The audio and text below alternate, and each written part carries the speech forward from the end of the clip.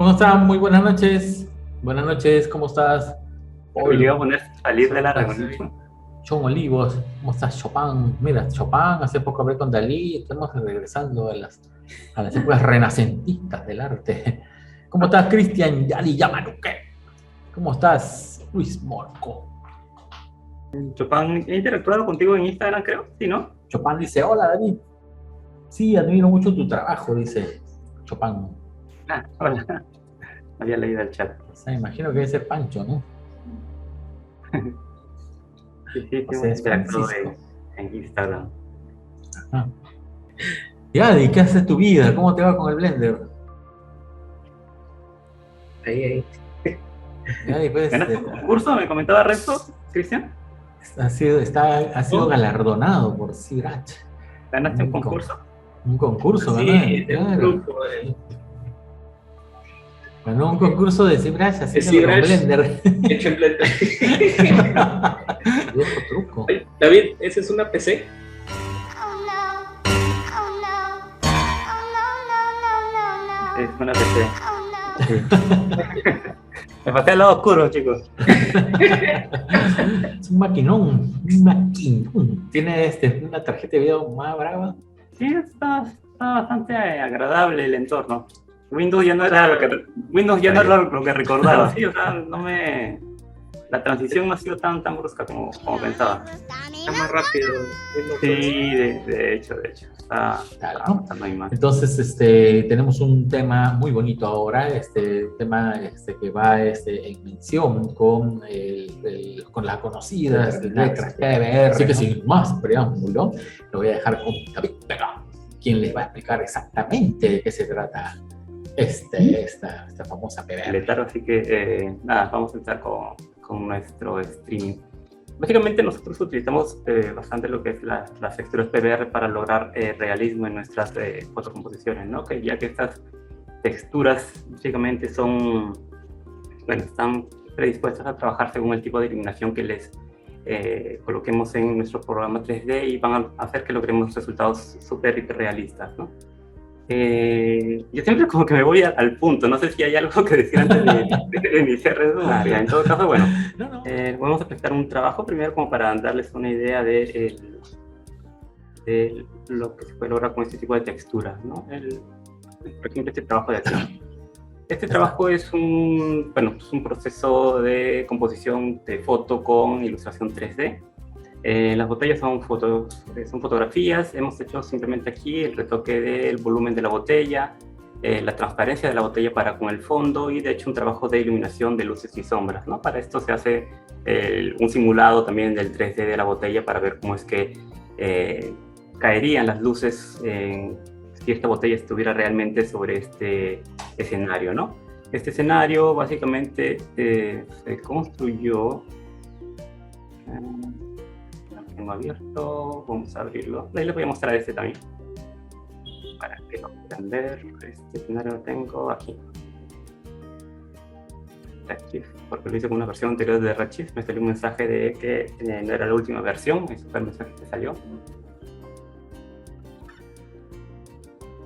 Ya, ahorita estoy trabajando todavía con la versión 14 porque no me quiero pasar al 15, porque aquí como que cuando uno tiene un tiempo trabajando con cierta versión y tiene su entorno predispuesto y armadito como para ya lo sientes familiar el entorno, ¿no? Dar el paso al siguiente cinema que sí ha variado en ciertas cosas en cuanto a la distribución de iconos, la forma de los iconos, aunque se puede volver a una versión similar a esta. Todavía prefiero trabajar en el 24 hasta que me sienta mentalmente listo, por si acaso. Entonces, esto era lo que les comentaba, ¿no? Este es lo que se trabajó en 3D. Básicamente tenemos el modelo de los árboles, la cartillita, las frutas, y aquí lo que vendría a ser lo que quiero mostrarles de ejemplo como material PBR es este de aquí, este material que utilizamos para la parte del suelo, de la tierra, ¿no? Como ven, si esto lo vemos simplemente como geometría, voy a moverme por aquí, es un poquito pesado. Ya, podemos ver que esta geometría, si la vemos de costado, no tiene ningún tipo de volumen, no tiene ningún tipo de forma que me diga que esto es tierra, ¿no? Esto es simplemente un plano que está forrado por aparentemente una textura, ¿no? Pero si vemos en el render, esto podemos ver que ya es algo totalmente diferente, ¿no? Esto ya tiene volumen, tiene interacción con la luz, ¿no? Los volúmenes que se generan en cuanto a las elevaciones, o sea, estas piedras, la tierrita, producen sombras, o sea, ya producen un bloqueo hacia la luz, ¿no? Y esto hace que, de hecho, genere realismo en la escena, ¿no? Y todo esto es partiendo de un material, ¿no? Esto es lo que llamamos materiales PBR, ¿no? Estos materiales PBR contienen la información que hace que se obtengan estos resultados, ¿no? Tienen información de elevación, ¿no? De altura, o lo que se le conoce como height, ¿no? Y ese material de elevación es lo que produce estos volúmenes, estas piedritas, esta tierra, esto que se eleva del material, ¿no? Que si lo vemos en el 3D, bueno, a simple vista no se ve, ¿no? Esto empieza a actuar recién cuando hacemos un preview del render o cuando sacamos el render propiamente dicho, ¿no? También, ¿qué otra cosa se puede lograr con los materiales PBR? Los micro detalles, ¿no? Que son estas cositas como la tierra fina, el detalle de rugosidad fino de la tierra, ¿no? Esto se consigue a través de del material normal, ¿no? Que viene a ser como que el detalle fino de este material en sí, ¿no? Entonces ahí ya tendríamos dos tipos de elementos que componen este tipo de material PBR, ¿no? Tenemos el material de elevación o altura o displacement y tenemos el material normal, ¿no? Con estos dos ya tenemos ahí cierto grado ya de realismo porque ya estamos trabajando con volúmenes reales. Y bueno, también tenemos un material que vendría a ser el que se produce y genera sombras en las partes cóncavas de la superficie, ¿no? Por ejemplo, en las partes huecos, donde hay huecos, ¿no? En los huequitos entre la piedra y la tierra, ¿no? Estas cavidades, que son básicamente sombras de contacto o de cavidades propiamente dichas, que se conocen como oclusión, ¿no? Ese vendría a ser como que el tercer compuesto de este material PBR, ¿no? Luego vienen materiales ya un poquito que tienen que ver con cómo interactúa este material con la luz, ¿no? Estos otros dos compuestos vendrían a ser el material glossness o rawness, que tiene que ver directamente en cómo actúa la luz con el motor, porque se echan a perder en la estación. Hay una... Sí, ya lo silencié. Es que parece que entran en el celular y para apagarles el micro no sé por qué más. Es difícil, 2, 3 veces y sí. Pero ya está, sigue nomás. Entonces se podría decir, David, que el PBR es una forma de cómo aplicar Photoshop para poder lograr en el 3D un efecto fotorrealista al punto de generar volúmenes. En este caso existen muchos programas en los que puedes lograr ese tipo de compuestos para el material, ¿no? Si vamos a desglosar un poquito para que vean cómo se ve físicamente estos compuestos, voy a ir aquí al material. Vamos a ver el material de esto. Voy a sacar el zoom que está ahí. Ya, este es el material, el mapa de nodos del material. Y vamos a empezar por el diffuse, que es este de aquí, Se los muestro. Vamos a localizarlo para que vean cómo es que se ve el material en crudo. O sea, el material de la Tierra es este. Ya, lo que estamos viendo ahí aplicado en esta base de tierra es este. Después el material que produce la elevación o hace que estas piedritas o esta tierra se eleve es este de aquí, que es este material de desplazamiento. Aquí tengo esto. Este es el material de desplazamiento o el que produce la altura, ¿no? Aquí este material de desplazamiento va a interactuar igual como, si hablamos de desplazamiento vamos a hablar del desplazamiento igual como lo conocemos en Photoshop, ¿no? Donde lo blanco se eleva para un lado o se mueve hacia un lado y lo que es negro se mueve hacia el otro, ¿no? Y todo lo que es de 50% gris se queda en una zona neutral. Ya entonces, básicamente esto es lo que genera el movimiento de los polígonos. ¿Ya? Las elevaciones de polígonos. Entonces, todo lo que ven ahí, que son las piedras que se elevan, son estas partes blancas que vemos aquí. Estas zonas blancas más fuertes son las partes que más se elevan en la geometría. ¿Ya? Y las zonas negras son, las partes que se hunden, y las zonas que vemos en 50% gris son las zonas que se ven ya al ras de la geometría, es la zona que no se eleva. Este es un mapa de desplazamiento. Después tenemos el mapa del roughness, que este lo debo tener aquí. Este es para las luces fuertes de mi material, porque de hecho hay como que quería darle esa sensación tipo metálica en algunas zonas, porque de hecho la tierra tiene estas piedras, tiene estos detallitos de metal también, o sea, no es simplemente piedra o tierra, sino que está compuesto por minerales, entonces quería generar también este tipo de brillos en la tierra, ¿no? Y el material normal, que lo tenemos aquí, que es el que produce los micro detalles que les comentaba, que es este de aquí, ¿no? Aquí podemos ver todos los detallitos finos de la tierra y de la arena. Esto me está tapando aquí, vamos a abrir para que lo vean con claridad.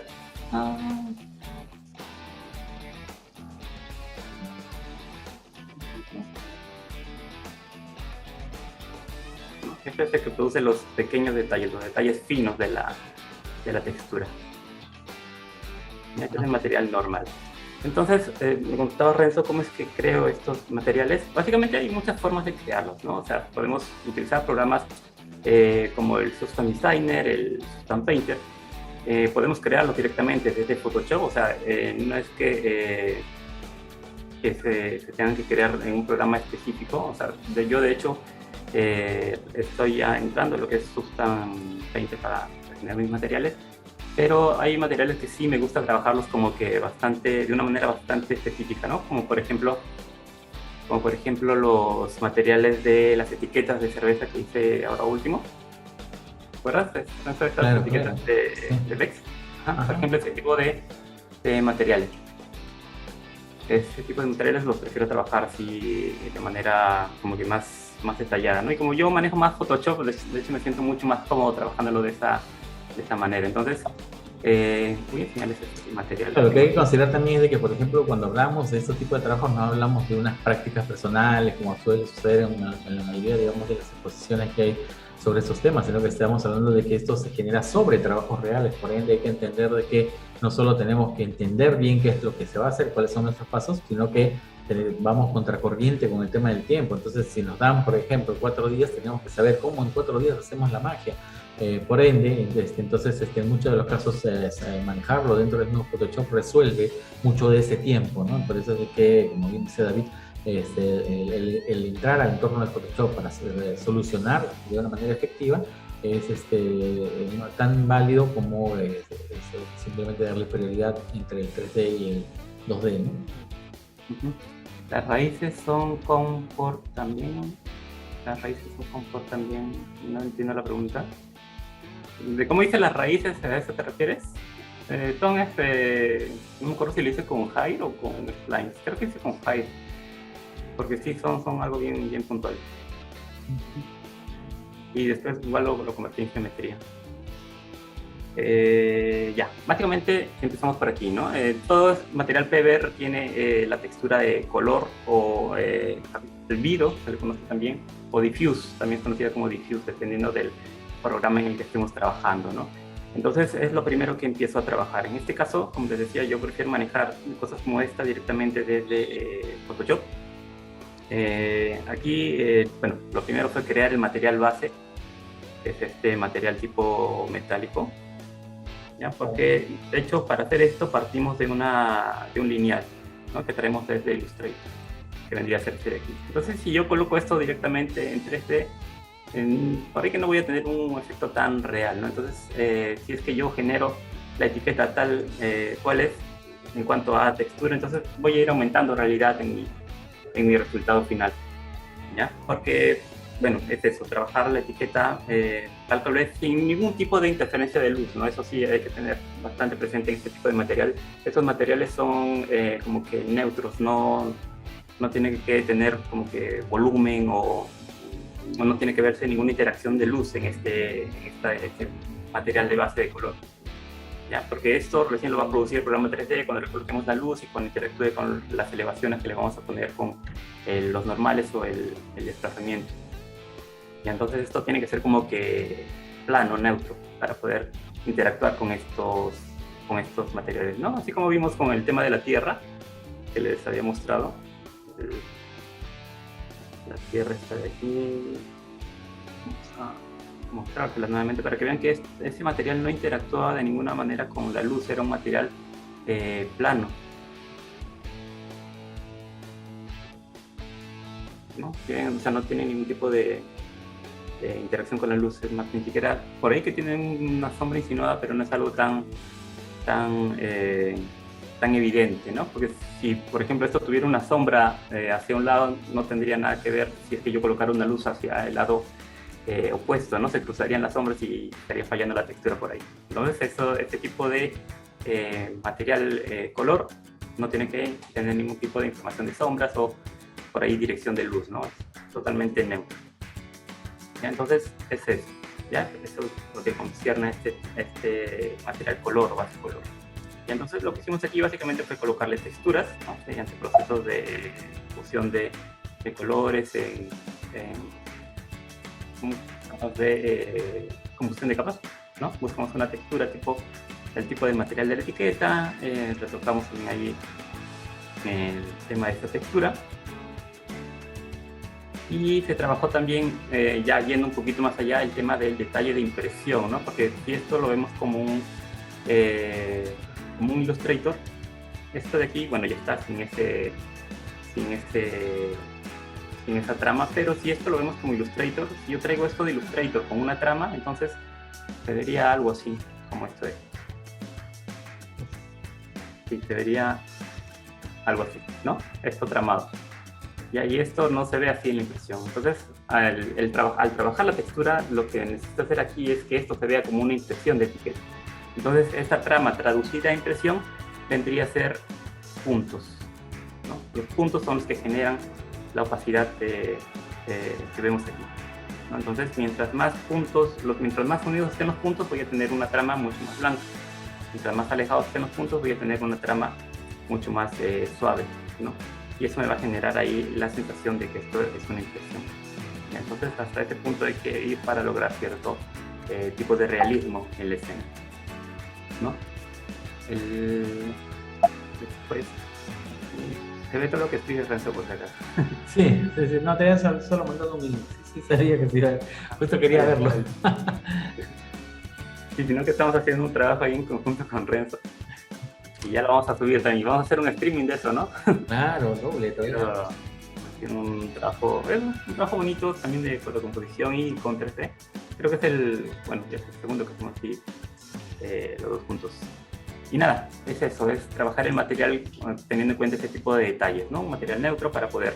Lo otro es el tema de la elementación del color, ¿no? Y el material rawness, para decirle dónde es que quiero que este material refleje, ¿no? Porque de hecho la etiqueta tiene como que distintos materiales que, si es que agarramos una botella de cerveza, vamos a ver que hay materiales que son metálicos, hay materiales que son más opacos, ¿no? Y todo ese tipo de la cantidad de reflexión que va a tener el material, lo manejamos de esta manera, ¿no? Entonces, aquí, como estoy trabajando en Redshift, le estoy diciendo que las partes donde está esto más oscuro va a reflejar mucho más, ¿no? Y donde está más blanco va a ocultarse el tema del reflejo, ¿no? Es totalmente opuesto a cómo se trabaja en el motor nativo de Cinema, o en el motor físico de Cinema, donde lo que es negro oculta y lo que es blanco revela, ¿no? Los reflejos. En Redshift funciona al revés. Entonces ahí tengo diferentes materiales, ¿no? Tengo para el metalness y para el rawness, el tipo de material. Probé, bueno, porque de hecho también es un tema de experimentación esto de las botellas, porque sí, probé en un momento ponerles las gotas con normales, ¿no? Estas son normales parecidas a los que les enseñé de la textura de las piedras.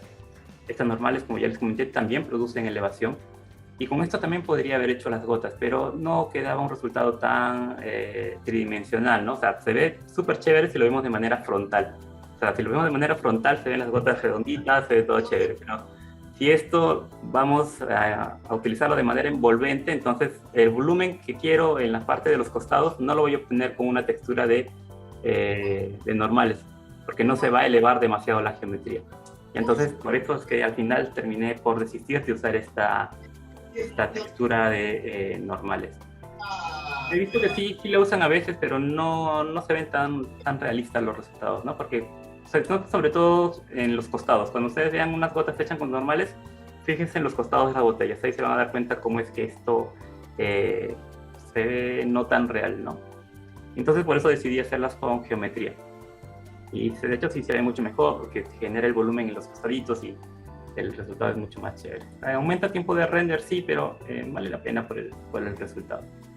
Y bueno, después tenemos aquí la textura de normal, si no me equivoco, está la textura normal. Está, bueno, se ve aparentemente que todo es igual, pero hay zonas donde el normal o el detalle, el micro detalle, se ve mucho más evidente, ¿no? Voy a exagerarlo para que lo puedan ver. Y esto vendría a ser la traducción de mi material normal, ¿no? Si lo vemos en gris. ¿Ya? Las partes que veo más oscuras es donde el material normal se está viendo mucho más evidente. Y las partes, bueno, más claras son donde el material normal es mucho más tenue, ¿no? Es como si hubiera caído ahí la parte que imprime y aplanó el material en sí y se ve más lisito, ¿no? Es más o menos la idea de eso. Y eso es lo que genera el material normales. Esto lo generaba en Photoshop anteriormente. Ahora cuando lo aplicamos directamente desde Photoshop, en la última versión de Photoshop ya como que se raya el Photoshop cuando lo utilizamos, así que bueno, hasta la versión 2020 funcionaba correctamente, pero ya Photoshop está como que deshaciéndose de esto del 3D dentro de su propio entorno para, supongo, pasarlos a programas bueno, que ya está manejando, que son el mismo Adobe, como el Substance Painter o Substance Designer, ¿no? Para manejarlos directamente desde ahí y quitarle esa chamba a Photoshop, ¿no? Porque ahora cuando aplicas, si quieren seguirlo haciendo así, ya saben que tienen la opción de volver a la versión anterior, a la Adobe 2020, que lo pueden descargar del Creative Cloud. Así que desde ahí también lo pueden hacer para que no tengan los problemas que les va a causar aplicarlo desde el 2021, ¿no? Es algo bien... No sé por qué lo han sacado, si no les hacía daño a nadie. Lo que pasa es que con la compra de... yo me imagino que es por el tema del Substance, ¿no? O sea, como para integrarlo de una vez, porque mientras Photoshop todavía tenga un entorno de 3D y dentro de ese entorno de 3D, o fuera de ese entorno de 3D, las opciones para hacer ese tipo de chamba, entonces Substance estaría sin uso, porque en todo caso se seguiríamos usando esta parte. Ellos quieren obligar, en todo caso, que siempre nos mudemos hacia este entorno nuevo, que en realidad es mucho mejor, ¿no? O sea, Substance es toda una aplicación, claro, que es increíble. Hay cositas, tú dices, pero los datos Photoshop le sacas un normal y ya está. Porque hay cositas que son tan chicas que a veces ni vale la pena meternos tanto al... Así es. No, y lo práctico era tenerlo en Photoshop, porque a veces uno está tan ensimismado que quieres agarras una textura, a la vez que está misia, quieres meterle su normal, su relieve, y lo haces con Photoshop porque ya lo tienes abierto. O sea, ahora tener abierto Photoshop, tener la aplicación 3D y volver ahora a abrir otra aplicación como el Substance para hacer este trabajo, entonces un poco como que ya te complica la forma que distribuyes la potencia de la máquina, ¿no? Porque estamos hablando de más aplicaciones y cada aplicación es fuerte. Entonces, bueno, pero es su negocio, ¿no? Hay dos preguntas interesantes. Una dice, ¿cuál sería la diferencia de usar un mapa de normales a un mapa de escala de grises? Lo pregunta Chopin. Mapa de normales a mapa de escala de grises. O sea, de hecho, el mapa de escala de grises, supongo que te referirás al relieve, al BAM, propiamente dicho. Debe ser, ¿no? O también podría ser en todo caso de desplazamiento. Sí, o sea, en cuanto al... bueno, si vemos la diferencia entre el mapa de normales y un mapa de BAM, no, porque de hecho con el desplazamiento sí hay una diferencia abismal, la cantidad de elevación que puedes producir con un mapa de desplazamiento, ¿no? O sea, el más parecido a un mapa de normales es el mapa BAM, ¿no? BAM, así es. Claro. Bueno, este es un caso, ¿no? El desplazamiento te produce elevaciones mucho más contundentes, ¿no? El mapa normal es generalmente para generar detallitos.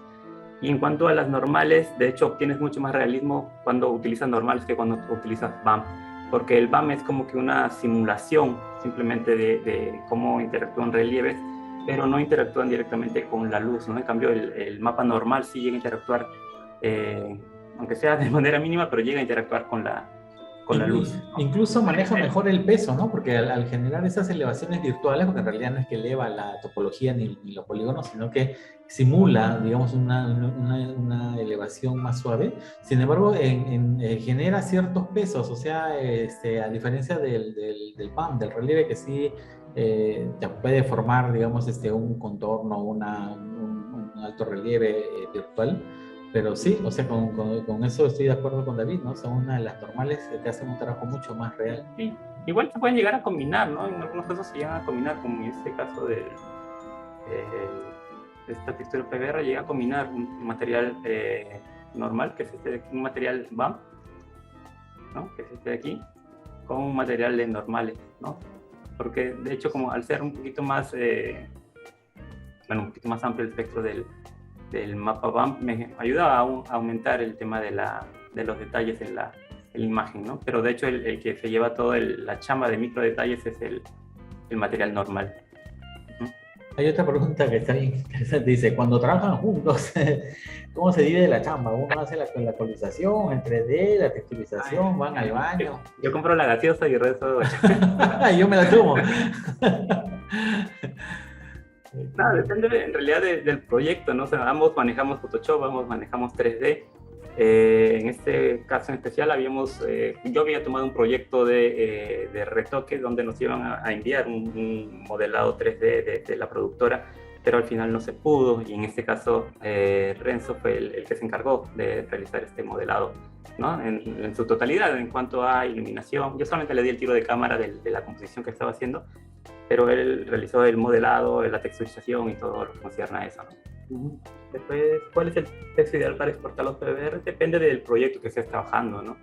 Depende del proyecto directamente. Si trabajas algo para animación o TV, de hecho no vas a requerir tanta resolución. Si trabajas algo para impresión ya a mayor escala, entonces sí, los tamaños deben ser a partir de 4K, ¿no? Hasta 8K.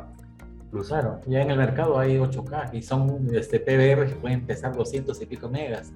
Pero como bien sabías, es cuando vas a sacar un render que lo amerite. Pero si estás trabajando, por ejemplo, un afiche o vas a trabajar para un fondo o detalles que no se van a ver, entonces sería absurdo recargar tu máquina, forzar tu 3D, porque estamos hablando de que toda la edición es complicada. A ver, imagínate la hora del render, o sea... Por ejemplo, bueno, justo que tocas el tema, ahora, hace poco nos tocó trabajar un proyecto que era hacer unas barras, unos fierros de construcción, ¿ya? O sea, que se iban a ver de lejos supuestamente, porque estos fierros, justo que son los que tenía acá, formaban una palabra. En esto ya debe estar saliendo, formaban esta palabra. Entonces, el material, como ves aquí, si es que esto se va a ver a esta distancia y va a formar una palabra, no tendría que ser tan grande, ¿ya? Pero el detalle acá está en que esto lo íbamos a utilizar en una publicidad donde se iba a ver así. Entonces, el material que tenía que sacar tendría que ser a este tamaño, ¿no? Mi material PBR. Esto, de hecho, como en todo, ¿no? Siempre pruebo alternativas para poder optimizar tiempos de render, ¿no? En un primer momento pensé hacer mapas de desplazamiento, ¿no? Para poder generar estos desplazamientos de las letras, el desplazamiento del corrugado, del fierro, ¿no? Pero al final no me gustaba tanto el resultado, ¿no? Entonces decidimos modelar este tema del corrugado de los fierros y también el tema de las letritas, ¿no? Para que saliera algo más simpático, ya que se iba a ver desde cerca y iba a tener un efecto más realista, ¿no? Y siempre hay que evaluar, ¿no? Si tenemos el tiempo y es un proyecto bonito que puede quedar bien, entonces nos mandamos a hacerlo. Entonces, por ejemplo, esto de aquí, el material PBR para este proyecto lo generé directamente desde Substance Painter, ¿no? Esto es si ven aquí, son como que son partes que se repiten, o sea, este tubo hasta esta distancia tengo estrías, perdón, si lo vemos desde acá, tengo la palabra, tengo estrías y nuevamente la palabra, ¿no? Y esto ya genera un patrón de repetición. Entonces no tengo que texturizar cada uno de estos tubos, ¿no? Simplemente texturo un pedazo de esto que vendría a ser el patrón inicial y después se repite en todo el tubo, ¿no?